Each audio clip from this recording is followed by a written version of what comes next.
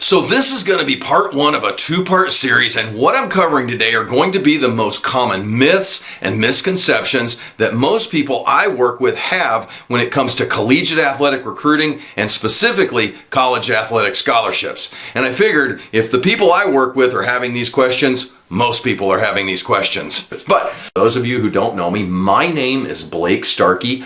I help promising high school athletes and their parents understand the collegiate athletic recruiting process. And I've got a little bit of a background in this area. For 20 years, I was a high-level NCAA Division I head coach. I coached at 2 major universities and 2 different Power 5 conferences. I have personally recruited and signed more kids to full athletic scholarships that I could even count. And now with what I do, I've helped even more kids and more parents really understand collegiate recruiting on a deep level. And once you kind of start getting into this area and you kind of really start getting interested in what's necessary, you're going to start hearing all kinds of information and misinformation from people who are really well-meaning, but they may not know everything that they're talking about. And look, this could be your friends, this could be your parents, this could be coaches, it just goes on and on. And so through this series of videos, I really try to lay out information that I know is spot on. So by the end of this video, you're going to understand the 10 biggest misconceptions I hear about college athletic scholarships. So let's dive right in. Okay, so myth number 1. If I get a scholarship, I'm getting a full scholarship. This is false. You have to understand a couple of terms: head count sports and equivalency sports. And you also have to understand how the governing bodies, the NCAA, the NAIA, and the junior colleges classify your particular sport.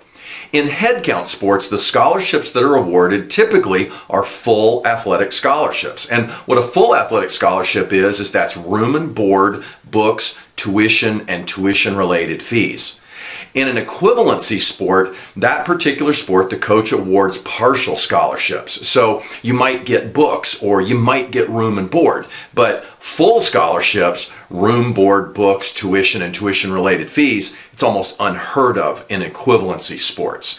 So men's sports that offer full athletic scholarships, men's head count sports, those are just football and basketball. So if you're not a football player and you're not a basketball player, if you get a scholarship, you're probably getting a partial scholarship. And on the women's side, head count sports are women's basketball, tennis, gymnastics, and volleyball. All other women's sports are equivalency sports, which means, again, if you get a scholarship, if you're fortunate enough, you're getting a partial scholarship. You're probably not getting a full scholarship, whereas if you're a tennis player or if you're a women's basketball player, you are going to get a full scholarship, which would be room, board, books, tuition, and tuition-related fees. So if you're a guy, you may be an amazing baseball player, but you're probably not getting a full scholarship. Not because you're not deserving, but that's just because of the way that the NCAA has your sport, baseball, classified. Myth number 2. Most scholarships are only available for football and basketball. This is completely false. There is a ton of money out there for sports other than football and basketball. And again, what you need to do is really familiarize yourself with head count sports and equivalency sports and know how the governing bodies look at your particular sports.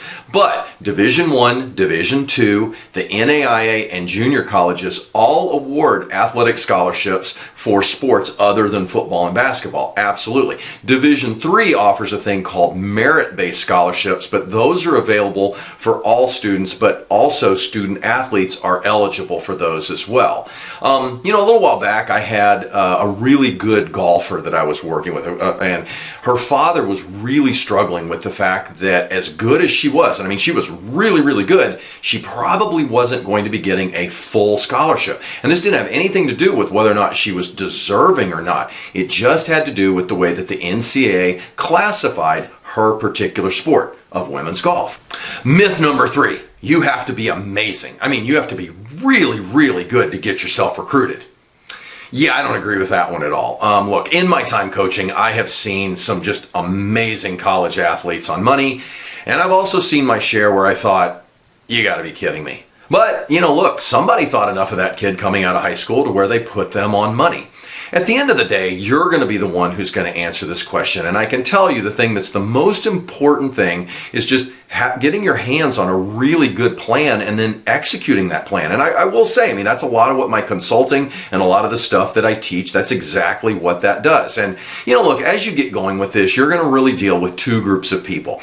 The first group of people, they love you. They've really got your back and they're really big believers in you. And sometimes they kind of overdo it and they tell you, oh my God, absolutely, you're amazing. Of course you're going to get a full scholarship. And then later, when it doesn't quite happen that way, you're left feeling disappointed. The other group is, I hate to say it, they're just kind of negative. They're the naysayers. They don't really know anything, but they're telling you, oh, you're just wasting your time. Don't do that. You're not good enough. Look, I'm going to tell you, this is just me.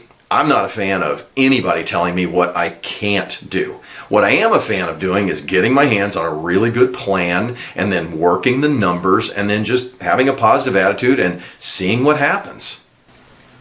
Myth number 4. If I'm good, my grades aren't super important because they've got ways to help me get in. Yeah, that's a terrible plan. Terrible. Are there some schools out there where some coaches may be able to pull a string or two to kind of help you get in if you're borderline? Yeah, there are those schools out there. But why would you want to do that? Hear me very clearly on this. The better your grades are, the more doors are going to be open to you. And on top of that, listen, we coaches, I can tell you point blank, we hate doing that. Because first of all, we've got to go to a coworker of ours in admissions and we've got to say, look, I've got this kid, he's a really good player, she's a really good player, but their grades aren't so good and they're just right on the fence. So, look, can we get this kid in?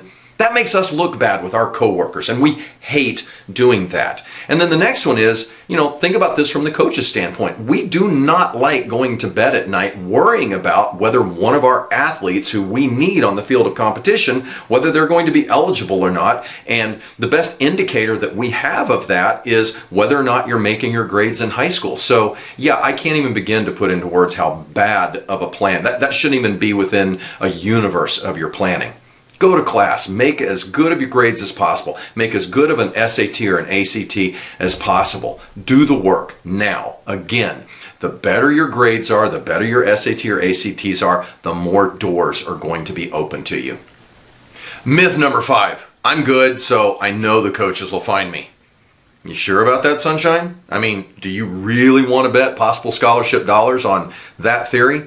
Look, knowing what I know as a former head coach, unless you are a blue chip or a 5-star athlete, the coaches are probably not going to find you, and you need to come up with a really proven plan, and you need to learn how to market yourself, and there's just a bunch of stuff that you need to learn how to do. And that's actually a really good segue because I, as a former head coach and doing what I do now, I have personally put together a very good plan. It's a walkthrough, and it walks you through everything you need to be doing from your freshman year all the way through your senior year if you really want to get yourself ready to play your sport at the college level and get yourself noticed by college coaches on a national level. But I can absolutely tell you that if you get my plan, one thing you're not going to see in my plan is me suggesting that you sit back and let college coaches come and find you. Silly rabbit.